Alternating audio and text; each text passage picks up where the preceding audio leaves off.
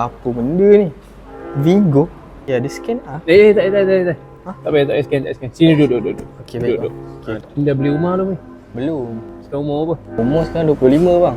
25. Muda lagi. Dah kahwin? Kahwin pun belum bang. Muda belum kahwin. Okay, kalau macam awak ni, better beli rumah pertama adalah untuk rumah investment. Pernah dengar pasal investment property? Belum pernah dengar. Pernah. Okay, saya nak share sikit 5 tips kelebihan melabur dalam hartanah ni. Okay, yang pertama sekali adalah kenaikan nilai hartanah. Okay, kalau 25, macam contoh sekarang awak beli satu rumah tu harga dia 200,000. Lagi 10 tahun lagi, tentu rumah abang dalam 300,000, 350,000. Dekat situ je dah ada keuntungan bila abang jual balik. Kelebihan yang kedua adalah abang boleh buat passive income daripada rumah ni. So macam mana cara dia? Contoh bulanan rumah yang abang beli tu abang bayar kat bank 700. Abang sewakan 800, 900, 1000, kat situ abang dah ada passive income setiap bulan. Yang Bang. Sini free gift tak ada bang? Free gift tak? Sabar Yap. Aku tak habis cerita lagi. Dengar Yap. Okay, so kelebihan yang ketiga, modal yang kecil tapi beli aset yang besar.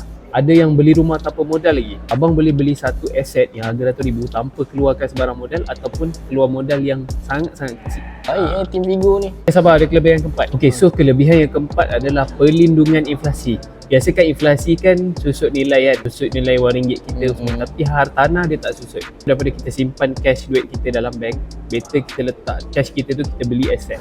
Okay, so kelebihan yang terakhir sekali, yang nombor 5, abang ada sesebuah aset yang abang boleh wariskan untuk isteri dan anak-anak.